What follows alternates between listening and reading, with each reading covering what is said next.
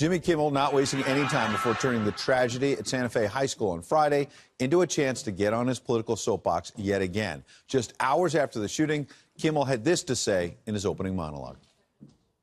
Our leaders are sending their thoughts and prayers. President Trump said he is with the people of Santa Fe in this tragic hour and will be with them forever.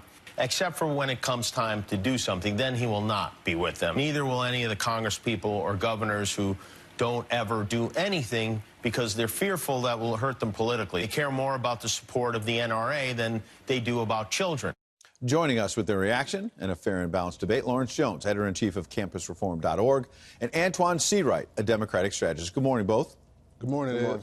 Antoine, I want to start with you. I seem to remember Jimmy Kimmel had his show during the Obama years, and I was at a news conference where my colleague Jake Tapper, then at ABC, now at CNN, said to Barack Obama, "You keep talking about gun control, where you been?" And he wasn't very happy about it. But the bottom line I'm asking you, Antoine, is what did Barack Obama do for 8 years about gun control if this is such a big Democratic priority? Well, I remember very distinctively after the Connecticut shooting, this president, Barack Obama, with tears in his eyes, talked about how he felt it, and he felt like it was personal and called for Congress to do something on this issue. Right, but pardon me, there had been many tragedies before that. So, yes, I was there, and he was very emotional about Newtown, and rightly so. But the point is, for example, he had a Democratic House and a Democratic Senate at the beginning of his tenure. They didn't get anything done. Well, the only thing I can tell you, my friend, is that he called for action and he led what leaders do.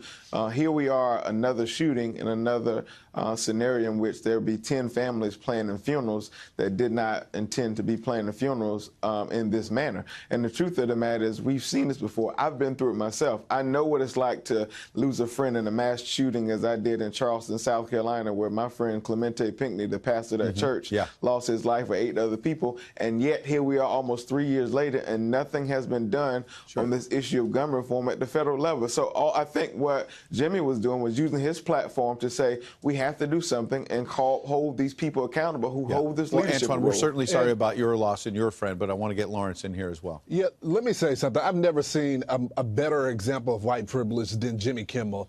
He's a rich white man that has security, but he doesn't want other Americans to have security as well, have the Second Amendment. Look, we've seen this happen where in communities where people look like me and Antoine, they have passed gun legislation, but it didn't work. So I'm going to tell you this. We've tried it your way. We've tried a deliberate way where they have gun control, and it did not help our communities. And so I'm not willing to disarm myself. One thing I will say is that I wish the left would be a little bit more honest. Can they just say they don't like the Second Amendment?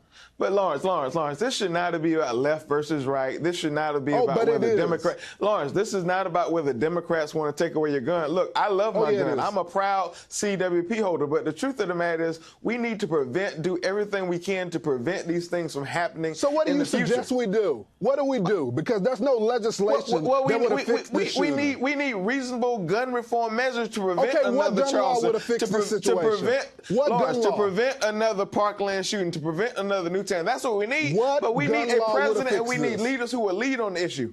Right, but the bottom line, though, is, Ed, no gun law would have prevented this situation, and that's why Antoine couldn't name not one law to prevent Of course I can. Like, for instance, people with mental health should never have gun issues. I mean, have guns in their hands. That's one prime example that I think you and I should agree with. He stole his gun from his I'm not speaking to just this issue, Lawrence. Right. I'm saying in general. Antoine, Lawrence, we always enjoy having you on. Have a good Sunday. Thank you. All right.